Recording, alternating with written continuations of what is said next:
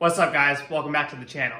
So this week I'm deciding to do what many call a social media detox. Now I'm not disconnecting from all my social media channels.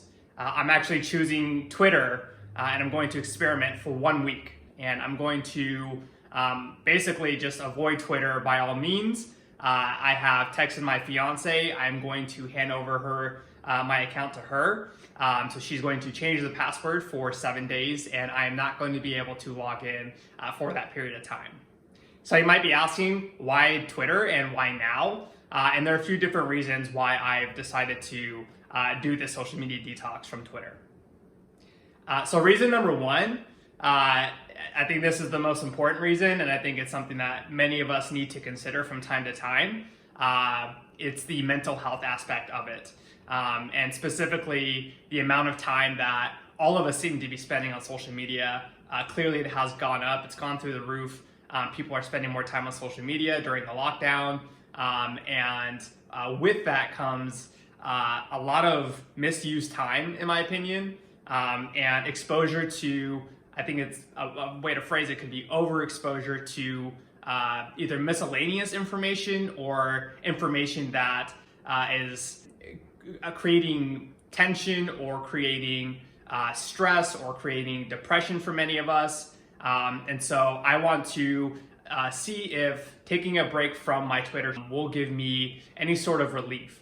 Now, what I've been noticing is since the lockdown began in March up until this point in June, there have been two major incidents. Obviously, there has been the coronavirus pandemic, so the spread of that, and how there was like this blanket of fear that all of us were encompassed with. And then going into the month of June with the Black Lives Matter protest and the death of George Floyd. So it felt like there was really no break in between of really just extremely serious subjects that are affecting society and culture. For me personally, it was kind of an overload going from one topic to the next. And obviously, I 100% support the protests that are going on. I believe that we need to have the greatest social justice reform in our country that we've ever had. I think that the systemic racism needs to be addressed and resolved. I think this is a beautiful opportunity for that. But on a personal level, going from the pandemic to the protests, it has just been such an influx of really heavy topics and creating just so much uncertainty in my day-to-day. And so I feel like the mental health aspect of everything taking place and how that is impacted by my use of time on Twitter, I want to see if taking a break from Twitter is going to allow me to have some sort of relief. Now, the second reason I'm doing this Twitter detox, something that I've noticed specifically starting in March, and that's kind of just gotten a little bit worse throughout the last 3 months, is my ability to retain information, I've noticed has kind of been affected. And I feel like a large part of what's contributing to that is the amount of time that I've been spending on Twitter, like how much more I've been spending, is affecting my ability just to like absorb and retain information and to like keep my attention span.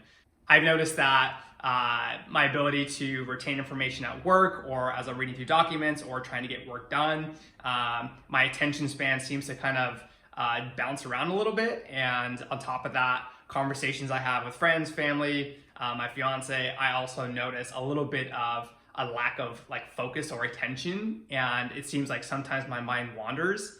And I'm very curious. I know that there are probably studies that are linked to this, but this would probably be the largest increase that most people have had spending time on their social media platforms. And for me, it seems like in particular Twitter, I'm just spending so much more time on Twitter. And I'm noticing it affecting other areas of my life. Now, I'm not sure if I randomly just got ADD or something and it just decided to kick in right before I turned 30, but I do feel like Twitter is contributing to this for me. And maybe it is a byproduct of the mental health aspect where my brain is just kind of exhausted and it's starting to trickle into other parts of my day-to-day life. Curious to know if that's going to change. But yeah, so that's number two. Maybe 7 days is not enough to effectively make a difference. So maybe I will extend this to 2 weeks or a month.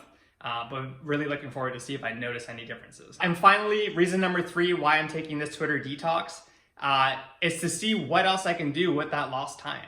I'm going to be essentially spending time that I would have spent on Twitter focusing or paying attention to other things that are probably more important.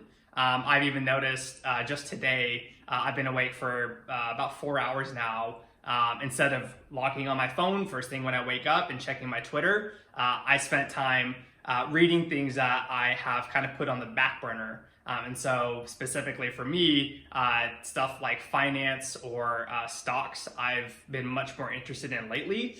But again, you only have so many hours in a day. And if we're wasting some of those free hours on Twitter doing this mindless scrolling, you are doing yourself a disservice. And so you can't really get caught up on those things that you kind of want to get caught up on or want to spend more time learning.